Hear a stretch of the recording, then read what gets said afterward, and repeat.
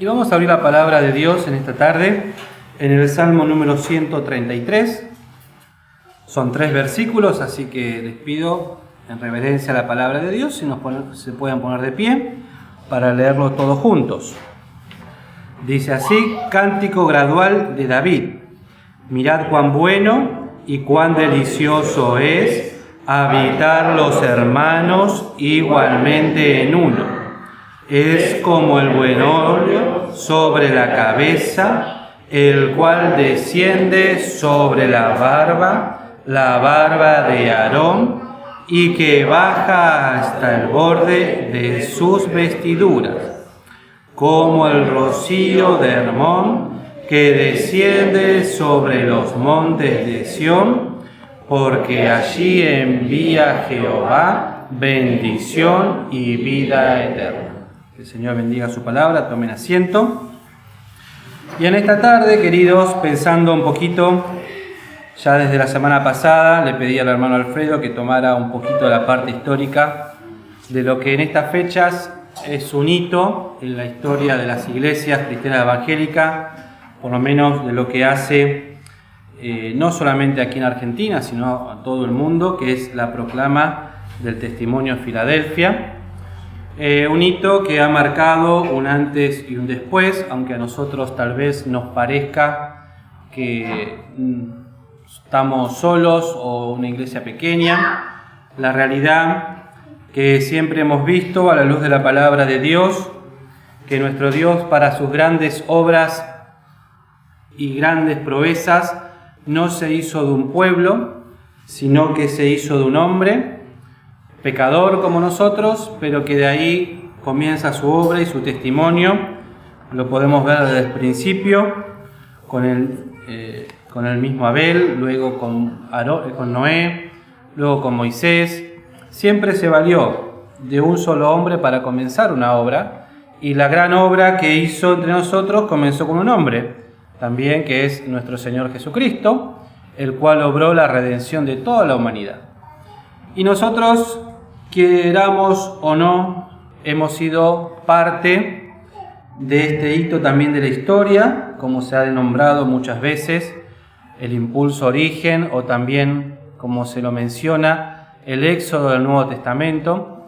No que reemplace al éxodo que nosotros conocemos de las Escrituras, sino que hace mención al impulso del Espíritu Santo en simultáneo con muchos hermanos a lo largo de estos últimos tiempos, últimos 86 años, de salir a dar un testimonio de fidelidad. Y este testimonio que llega hasta nosotros, y en las oraciones de la reunión anterior, y algo que mencionaba el hermano Alfredo, y que nosotros siempre lo decimos, tenemos la gracia de estar en una iglesia fiel, que sustenta un testimonio, una palabra, pero yo les hago una pregunta. ¿La iglesia permanece fiel por qué? ¿Cuál es el motivo por el que la iglesia permanece fiel? ¿La iglesia la guarda o quién la guarda? Escucho murmullo, no logro escuchar. ¿Por qué la iglesia permanece fiel o es fiel? Esta iglesia de San José, ¿por qué es fiel o permanece fiel? Tiene un fundamento que... ¿Y qué más? Porque los hermanos guardamos la palabra.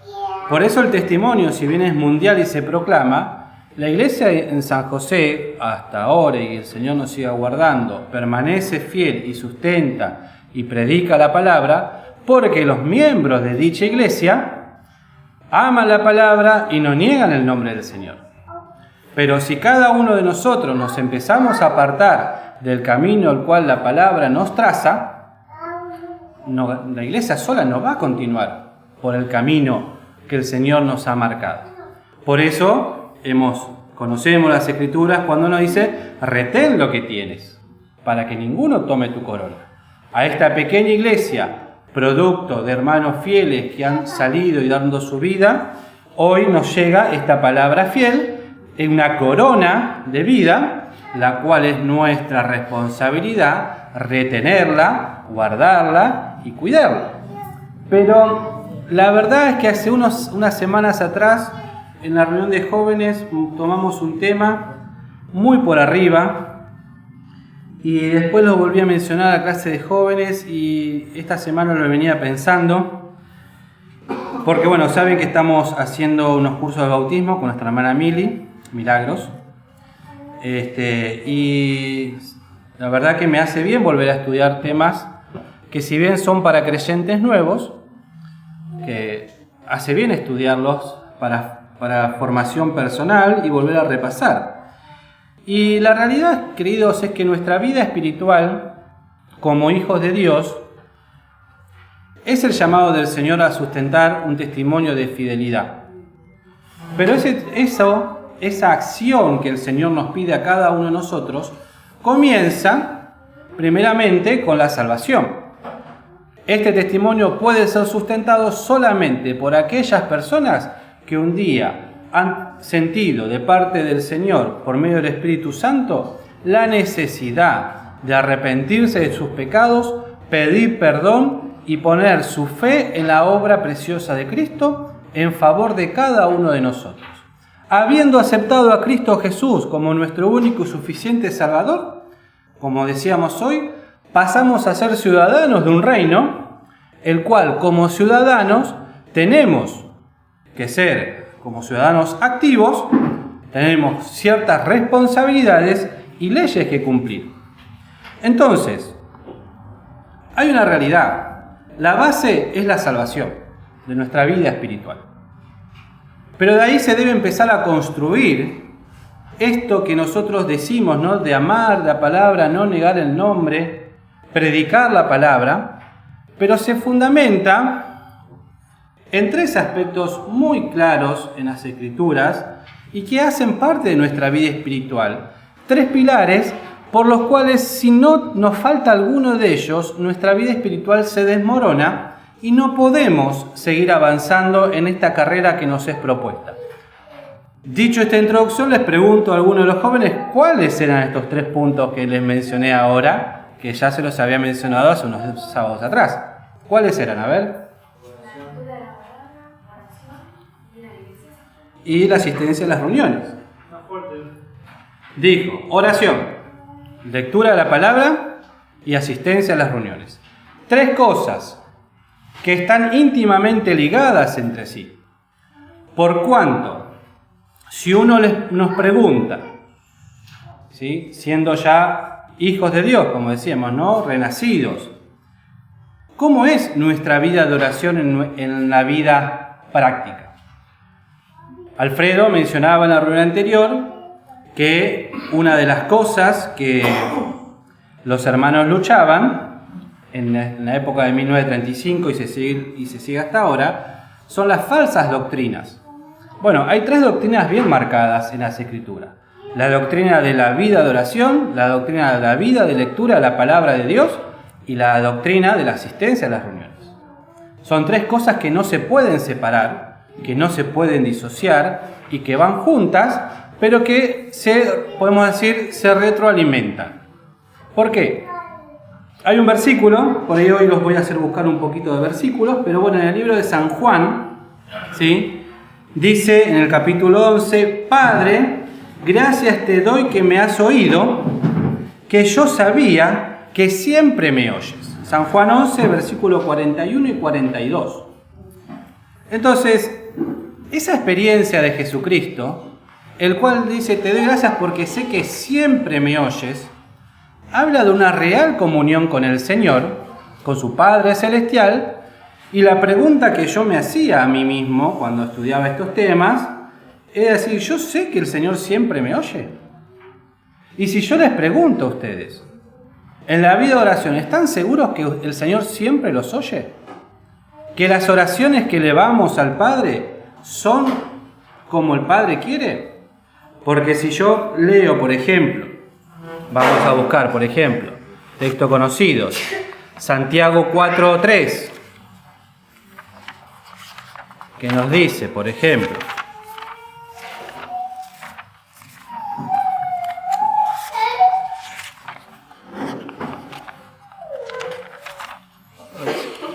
está grande la Biblia. Santiago 4:3, cuando dice, pedís y no recibís porque pedís mal, ¿sí? Santiago 4:3. ¿Por qué? Para gastar en vuestros deleites. Y luego, en 1 Juan, si ustedes dan vuelta a las hojitas un poquito, en 1 Juan 5, nos dice, justamente, en el versículo 14 y 15, y esta es la confianza que tenemos en Él, que si demandáremos alguna cosa conforme a su voluntad, Él nos oye. Y sabemos que Él nos oye en cualquier cosa que demandáremos, sabemos que tenemos las peticiones que le hubiéramos pedido. Entonces, ahí tenemos que empezar a contrastar nuestra experiencia de oración personal. Porque las cosas que pedimos son conforme a lo que Dios quiere que demandemos, o son solamente para gastar en nuestros deleites. Y uno puede decir, bueno, pero ¿cómo hacemos? Y bueno, por eso los mismos apóstoles tuvieron la humildad de acercarse al Señor luego de escucharlo orar y decirle qué cosa. Señor, enséñanos a orar. Yo creo que en las reuniones del Señor están viendo el libro de oración, así que por ahí este tema lo tienen más estudiado, más conocido, y es imposible abarcarlo en una sola reunión.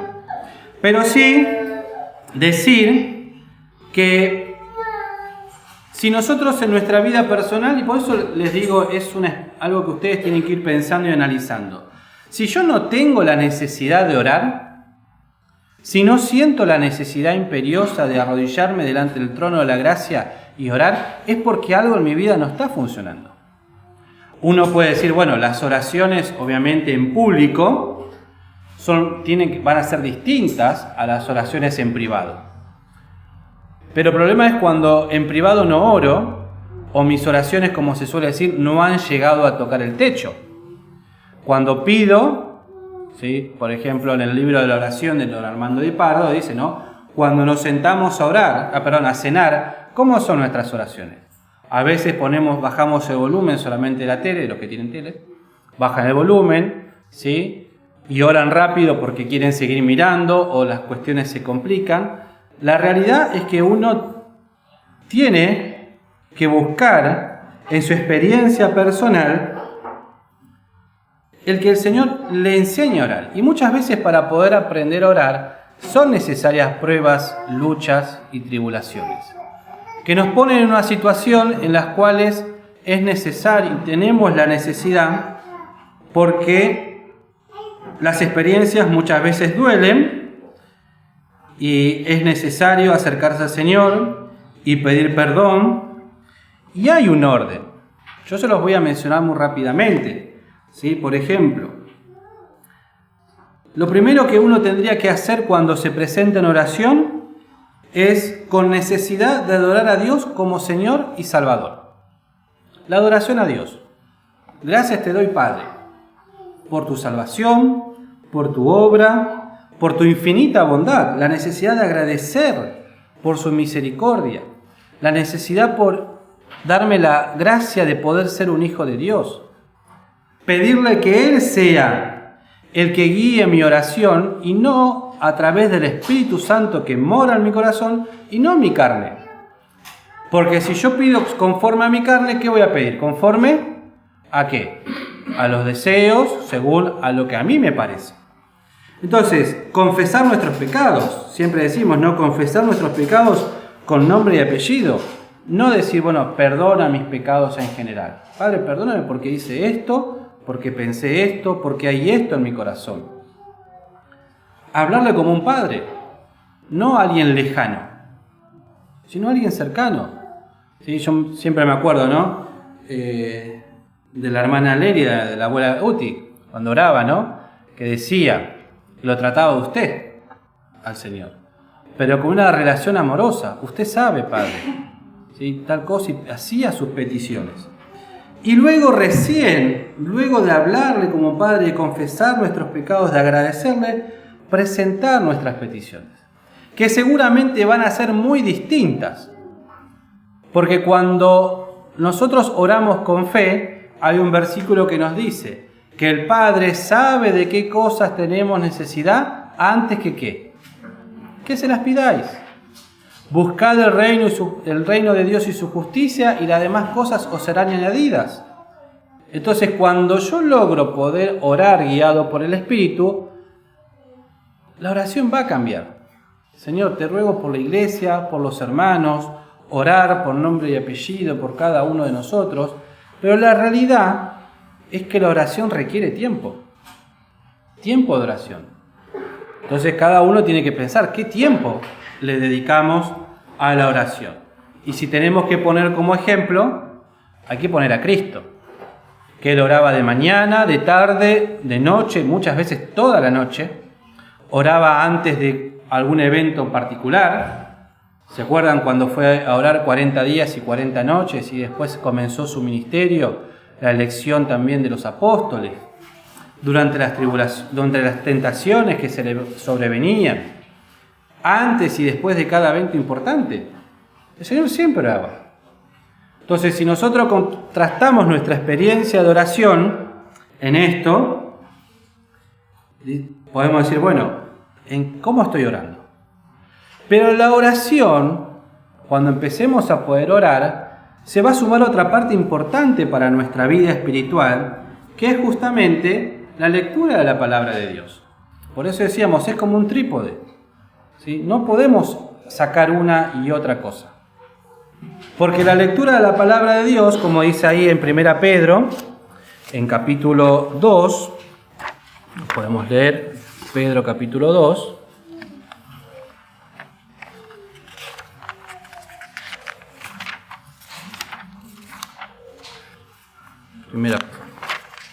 Primera Pedro 2:2, que nos dice: desead como niños recién nacidos la leche espiritual sin engaño, para que por ella crezcáis como en salud. ¿Sí? Y los que han sido padres, los que tenemos niños en casa, sabemos cuando un niño tiene hambre y desea comer, que no lo convences con nada para que se calle.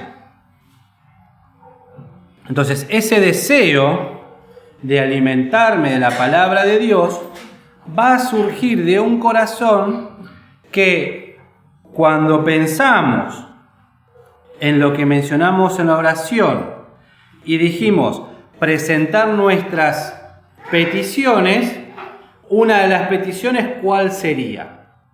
Padre, dame en esta mañana, en este día, una palabra que me haga bien, una palabra que me edifique, una palabra que me haga crecer. Si uno piensa, ¿cuántas veces le hemos pedido al Señor de esta manera? Entonces vemos que tiene, así como les decía al principio, ¿no? La necesidad de orar, tiene que haber en nosotros, decir, bueno, la necesidad de leer la palabra. Tal vez hay mañanas que se complican, días que se complican, pero si yo termino mi día y no tuve un momento de oración, un momento de lectura, y eso no me causa nada en el corazón, ni siquiera una sensación de responsabilidad, de decir, aunque sea un ratito, un versículo, y no lo hice, y no me causa, es, hermanos, porque algo está fallando. No podemos decir, yo sustento un testimonio de fidelidad basado en el fundamento de amar la palabra de Dios y no negar su nombre, si ni siquiera tengo la deferencia, podemos decir así, de orar y de leer en el día. O sea, es como se cumple lo que dice en 1 Corintios en el capítulo 3.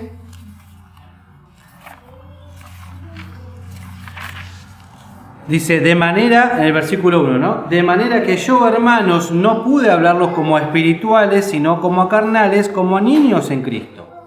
Os di a beber leche y no vianda, porque aún no podéis, ni aún podéis ahora, porque todavía sois carnales. Pues habiendo entre vosotros celos y contiendas y disensiones, ¿no sois carnales y andáis como hombres? Y hay otro versículo que ahora me viene a la mente comparado con este, cuando dice, creo que está en el libro de Hebreos, que debiendo ser ya maestros a causa del tiempo, tenéis necesidad de ser, ¿qué cosa? Alimentados, ¿con qué? Con leche y no con vianda firme. ¿Sí? Entonces, hay una necesidad de un examen personal. Está bien, estamos en una iglesia fiel. Pero volvemos a repetir, es fiel porque los hermanos que están en la iglesia son fieles. Si yo no leo la palabra, si yo no oro, voy a caer en tentaciones, en pecados, en doctrinas falsas, en pensamientos erróneos, los cuales van a hacer que yo, en forma personal, no sea fiel. Y eso, con el tiempo, si la sumatoria lo hacemos entre todos, la iglesia no va a seguir siendo fiel. Entonces, si nosotros decimos que creemos en Dios, tenemos que creer en la palabra. Si yo quiero saber cuál es la voluntad de Dios para mi vida, la voy a encontrar en la palabra. Si yo quiero saber qué es lo que dice la palabra, tengo que ir con reverencia, con oración, con amor, con humillación, con profundidad, con meditación y con dedicación. Y todo eso lo voy a poder hacer si primero tuve un momento de oración. Para que el Señor calme mi alma, calme mis pensamientos, me guíe en lo que voy a leer, aunque sea un versículo. Pero meditarlo, tratarlo. Y eso va a ir aumentando, día a día, en esta experiencia. ¿Por qué? Porque la palabra de Dios, como dice en el libro de San Juan, en el capítulo 6, 63, dice: el Espíritu es el que da vida, la carne nada aprovecha. Las palabras que yo os he hablado son espíritu y son vida. Entonces, la palabra de Dios es vida. La palabra de Dios santifica. La palabra de Dios es verdad. Es como dice en el libro de Hebreos 4. Es una espada de doble filo, que alcanza a partir el alma, que discierne los pensamientos, que nos desarma. No hay nada que le podamos o que tengamos en el corazón que no esté discernido en la palabra de Dios, que no esté revelado en la palabra de Dios. Y en 2 Timoteo, en el capítulo 2, nos dice, en el 3, versículo 16, toda escritura es inspirada divinamente y útil para enseñar, para redarguir, para corregir y para instituir en justicia, para que el hombre de Dios sea perfecto, enteramente instruido para toda buena obra. Querido, si yo no agarro la palabra de Dios, ¿cómo puedo ser instruido? ¿Cómo el Señor me puede redarguir? ¿Cómo me va a corregir? Muchas veces escuchamos, sí, el Señor nos corrige, el Señor nos tiene paciencia. Sí, nos tiene paciencia y nos quiere corregir. Pero, miren, el otro día hablaba con un muchacho, ¿no? Que me decía, me comentaba, me dijo un compañero, aprovechá que el Señor ahora te está llamando con amor. No vaya a ser que te llame con dolor. ¿En qué sentido? Que el Señor es paciente para corregirnos. Nos da la posibilidad de escuchar la palabra, nos da la posibilidad de presentarnos voluntariamente delante de Él. Es como el pago voluntario de una multa. Si yo voy y lo hago voluntario, me cobran la mitad. Y si no, pago total. Bueno, para no pagar más, ¿nosotros qué hacemos? Vamos y pagamos la mitad. Con el Señor, salvando la distancia obviamente, es lo mismo. Podemos ir voluntariamente, pero si nos resistimos, el Señor nos puede llamar con dolor, porque es paciente. Pero ¿qué es más fácil? ¿O qué es mejor para nosotros? Es como decíamos estos días, ¿no? En la escuela dominical.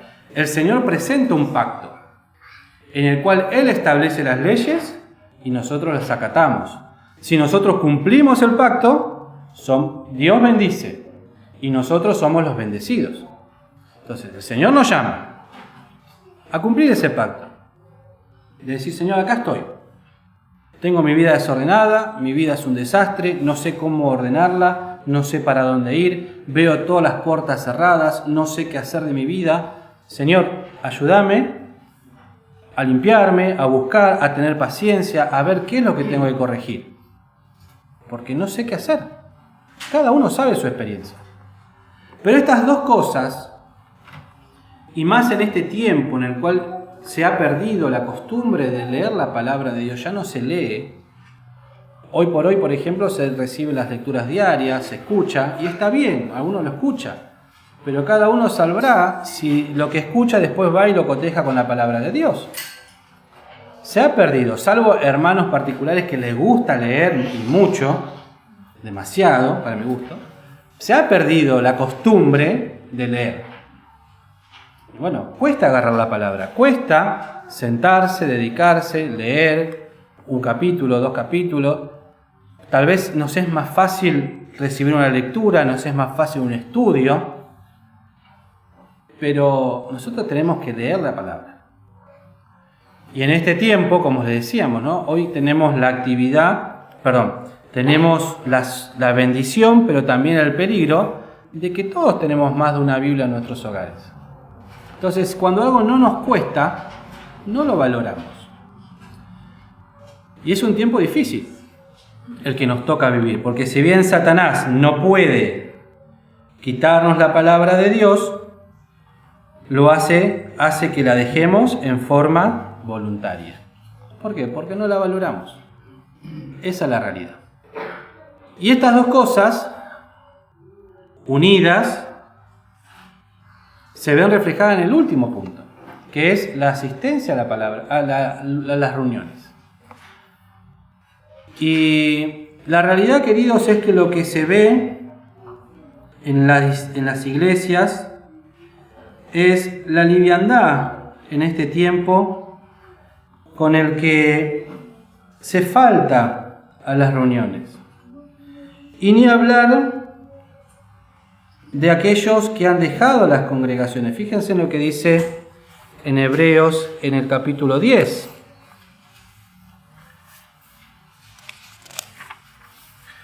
Cuando nos dice no dejando nuestra congregación, 10:25, no dije la cita, Hebreos 10:25, no dejando nuestra congregación como algunos tienen por costumbre. ¿Sí? Hay hermanos que tienen la costumbre de dejar la iglesia, de no venir por mucho tiempo, y eso marca, y cómo venimos a la casa del Señor, marca cómo estamos de las otras dos aspectos que vimos, la vida de oración y la vida de la lectura de la palabra de Dios. Y hay importancia, tiene mucha importancia, por eso leímos el Salmo 133, mirad cuán bueno y delicioso es habitar los hermanos igualmente ¿dónde? En uno, en la casa del Señor, porque aquí se derraman bendiciones y vida eterna. Si yo, como hijo de Dios, tengo la costumbre de tomar la asistencia a las reuniones como algo faltar, como algo normal, algo está pasando. Porque el día domingo no es que se nos ocurrió a los creyentes hacerlo. Sabemos que en el libro de Génesis, en el capítulo 2, el Señor, nuestro Dios, santificó el séptimo día, el cual descansó de su obra. Pero no es que no hizo nada, sino que contempló la creación, lo que había hecho. Para los judíos era de total bendición el guardar el sábado y honrar a Dios y servirle. Y en el libro de Nehemías, si ustedes recuerdan, les digo la cita en Nehemías 13, Nehemías ve cuando sale a mirar en día sábado y ve que había gente que venía de afuera de Israel a vender, a comercializar en día sábado. Y Nehemías le dice, en otras palabras, no le dice queridos amigos, cierren el portón, no, manda que se cierren, porque ese fue el motivo por el cual Israel fue castigado y estuvo en cautividad muchos años por no guardar el sábado. Entonces, ¿cuánto más para nosotros que hemos sido rescatados por la obra de Cristo, el cual pagó por nosotros y somos sus hijos, los hijos de Dios. ¿Cuánto más en esta obra preciosa que hemos sido rescatados de las garras de Satanás? Nos tiene que pesar el no venir a la casa de Dios. Y actuamos, yo me anotaba, ¿no? Actuamos como los antiguos, pero peor todavía. Porque si decimos que tenemos el Espíritu de Dios en nuestros corazones, el Espíritu Santo, la tercera persona de la Santísima Trinidad en nuestros corazones, y yo le impido venir, digo, no voy a ir a la casa de Dios, le estoy prohibiendo al Espíritu de Dios venir donde quiere estar. Entonces lo contristo, lo someto a hacer algo que no quiere. Límites al Santo de Israel. Ahí está, gracias. Límites al Santo de Israel. El Espíritu Santo le pongo límites, no voy a ir a la reunión. Resistimos siempre al Espíritu Santo. Entonces, el Señor ha separado este día, no para nosotros, porque la realidad es que vivimos en un tiempo difícil, donde el resfrío de la caridad que siempre se menciona está entre nosotros. Si yo no oro, si yo no leo, si no asisto a las reuniones, es que estoy resfriado espiritualmente. Soy parte de ese resfrío de la caridad. La caridad de amor a las cosas del Señor. No puedo decir que voy a sustentar que soy un hijo fiel o que procuro ser si no tengo estas cosas claras en mi vida. Que no puedo faltar a las reuniones. Obviamente, hay casos de excepción, como nos decían siempre en la escuela bíblica, ¿no? De enfermedad o de muerte. Ahí sí podemos faltar. Pero si no, no. Hoy, por ejemplo, algunos están mirando por YouTube. Está bien, lo hemos puesto durante la época de la pandemia, donde no podíamos asistir. Quedó en, ¿cómo se llama? Teniendo consideración de aquellos hermanos, los cuales hay muchos entre nosotros, los cuales debemos orar, que viajan muchos kilómetros. Hay hermanos que vienen de Pacheco, otros que vienen de José de Paz, hermanos que vienen de Monte Grande por transporte público y que no dan los horarios para venir el domingo a la mañana y volver a la noche. Porque no dan los horarios. Yo siempre se los digo, yo me quedo en la casa de mis padres y tengo esa bendición de poder tener un lugar donde pasar la tarde, pero tampoco me darían los horarios para ir y volver. Entonces, no nos engañemos, porque tomamos la costumbre de decir, bueno, lo veo por internet, pero no está bien. Porque todo aquello que impide que yo venga a la casa de Dios es de maldición para mi vida, sea lo que sea. Familia, amigos, trabajo, placeres, todo aquello que impide que yo venga y cumpla con las reuniones que la iglesia establece, es una maldición para mi vida. Es una maldición. Nos guste o no nos guste. Hoy hablábamos a la mañana, ¿no? Porque les mandé un texto a estudiar a los jóvenes, los voy a poner, no voy a dar nombres. Les mandé el texto para estudiar para hoy, el domingo pasado, 11 menos cuarto de la noche. Y hoy solamente 3 lo habían estudiado, 3 de 15. Entonces, uno me dijo, bueno, pero estuve haciendo otras cosas. Bueno, explícaselo al Señor. ¿Es justificativo todo lo que hiciste en la semana para que en 7 días no podés estudiar un versículo de memoria? Entonces, aquel que falta a la reunión, dígale al Señor por qué falta. ¿Por qué aquellos hermanos que pueden participar de la cena no lo hacen? ¿Por qué aquellos hermanos que pudiendo volver a participar de la cena no lo hacen? Hermanos, vivimos en un tiempo complejo, difícil, pero no nos engañemos, Dios no puede ser burlado. Si yo no tengo la costumbre de orar y leer la palabra, y no venir a las reuniones, y no darle la importancia que esto requiere, ¿cómo puedo decir que quiero sustentar un testimonio y ser fiel al Señor? Es como que no tiene lógica la vida que llevo con lo que yo proclamo. Y les vuelvo a repetir, hay casos excepcionales en los que uno puede decir, bueno, no pude venir. Pero examinemos si lo que hacemos en nuestra vida... Miren, yo les voy a decir algo, y esto no lo tome nadie, por favor, en forma personal, pero hace un tiempo estábamos pensando en inscribir en alguna actividad a nuestros hijos, pero eso yo lo aprendí porque en mi casa pasaba. A nosotros nunca nos inscribieron en fútbol, por ejemplo, porque requería después los domingos tener que ir a competir. Y no nos inscribían por eso. O yo sé de familias que los hacen con la condición de que no se compite. Van a entrenar, nada más. ¿Por qué? Porque esas pequeñas cosas marcan también en nosotros esta reverencia y este amor por la casa del Señor, donde venir a la casa del Señor no tiene que ser negociable, con nada. A veces, y otro punto más, la puntualidad. También fui a la casa del Señor, sí, pero llegué y 5, y 10, y cuarto. Queridos, si en las cosas cotidianas cumplimos un horario, ¿cuánto más debemos cumplir sabiendo que el Señor nos está esperando? Entonces, hay cosas que tenemos que corregir, empezando por el que les habla.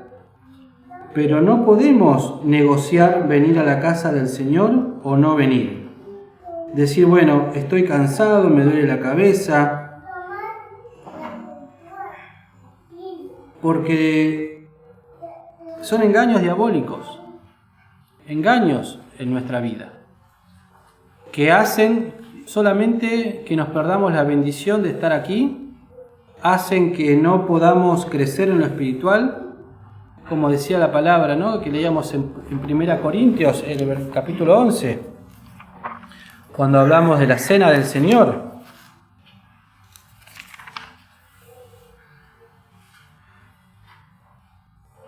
Cuando dice, por lo cual hay muchos enfermos y debilitados entre vosotros, y muchos duermen. Que si nos examinásemos a nosotros mismos, cierto no seríamos juzgados. Mas siendo juzgados, somos castigados del Señor, para que no seamos condenados con el mundo. Entonces, ¿estamos dormidos? ¿Estamos enfermos? Vayamos al que tiene la salud para nuestra alma. Y es en esta fecha particular donde se proclama este testimonio de fidelidad, donde tenemos una iglesia que sustenta un testimonio de fidelidad. Lo tenemos, ¿por qué? Porque hubo hermanos que pagaron el precio. Lo pagaron con lágrimas, teniendo que dejar sus congregaciones, dejar a los hermanos que amaban, amigos, por amor al Señor. Y el Señor es exigente. Hoy esta mañana no sé en qué aspecto tomó cada uno sus clases. Pero ser ciudadanos de un reino requiere renunciamiento a nuestra vida. ¿Sí? El que no aborrece a su padre, a su madre y aún su propia vida, no es digno, no puede ser mi discípulo. No es digno de mí. El Señor es exigente. ¿Será porque a Él se le exigió y tuvo que pagar un precio? Entonces, somos llamados a un examen personal. Somos llamados a acercarnos al Señor, pedirle perdón, examinar nuestra vida, tener un momento de oración personal, abrir las Escrituras, decir, bueno, me cuesta ir a la iglesia, bueno, tengo que mirar. ¿Por qué? Porque la palabra de Dios, y vuelvo al libro de Salmos, en el 133, me dice que es bueno, que es delicioso, que allí se derrama bendición.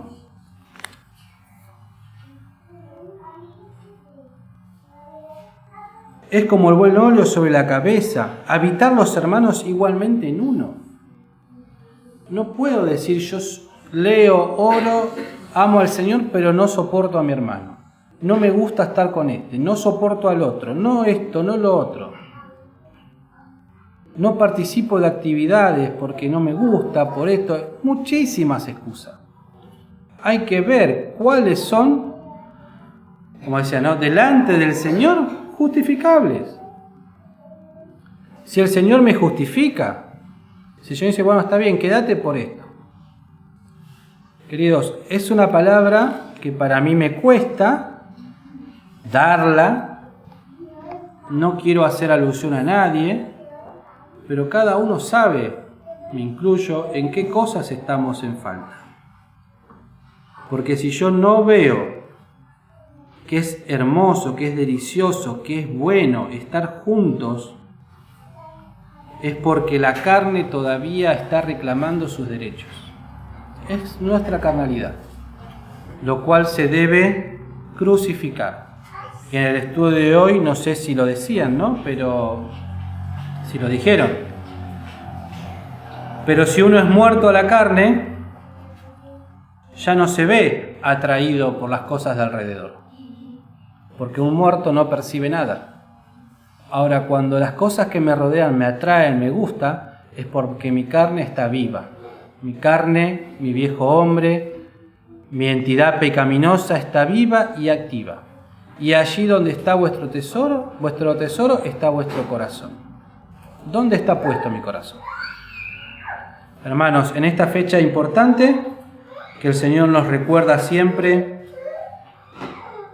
de dónde venimos y hacia dónde tenemos que ir, que el Señor nos ayude y sepa cada uno tomar de parte de Dios esta exhortación que es con amor, y que el Señor nos ayude y nos corrija también con misericordia en esta semana que comienza. Y si alguno quiere leerlo en forma particular los estudios, me lo solicita, o ya lo deben tener, porque son extraídos del libro de curso de bautismo. Que el Señor nos bendiga a cada uno de nosotros.